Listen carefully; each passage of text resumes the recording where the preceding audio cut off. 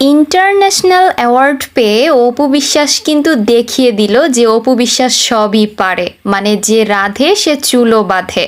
হ্যাঁ, এবার 2023 সালের যে প্রথম আলোর যে একটা অ্যাওয়ার্ড ছিল, ওখানে কিন্তু অনেক জলঘোলা হয়েছিল। কেন তিশা পেল, কেন অমুক পেল, কেন শাকিব খান পেল না, অ্যাওয়ার্ডটা কেন শাকিব খানকে দেওয়া হলো না, শাকিব খানকে দেওয়া উচিত ছিল, এটা ওটা অনেক কিছুই বলা হয়েছিল। এই অপু বিশ্বাস কেন পেল না, অপু বিশ্বাসের মানে কোনো কাজ নাই, অপু বিশ্বাস এটা ওটা অনেক কিছুই অনেকে বলেছে। এবার দুবাই থেকে অপু বিশ্বাস অ্যাওয়ার্ড পেয়েছে। এবার হেটার্সরা কি বলবে এটা শুনতে চাই।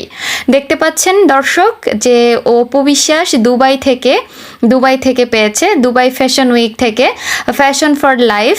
আপনারা দেখতে পাচ্ছেন সেলিব্রিটি গেস্ট অপু বিশ্বাস রবি চৌধুরী নামে একজন দুবাই ইউনাইটেড আরব ইমারাত থেকে পোস্ট করেছে। তো 1 ঘন্টা আগের পোস্ট, বেশি সময় হয়নি।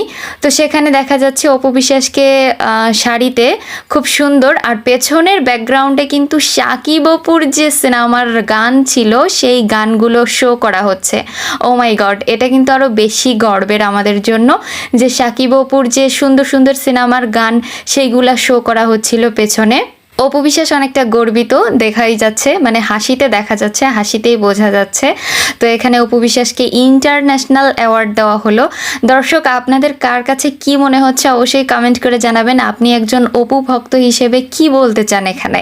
আর আমি তো বলবো যে আমার কাছে অনেক বেশি গর্বের লাগছে যে আমাদের ঢালিউড কুইন অপু বিশ্বাস অতপর সে ইন্টারন্যাশনাল অ্যাওয়ার্ড পেয়েছে। ও মাই গড, অনেক ভালো লেগেছে আমার কাছে। দর্শক, আপনার ভালো লাগার অনুভূতি অবশ্যই কমেন্ট করে জানাবেন। আমাদের চ্যানেলটিকে সাবস্ক্রাইব করবেন আর পেজে ফলো দিয়ে রাখবেন।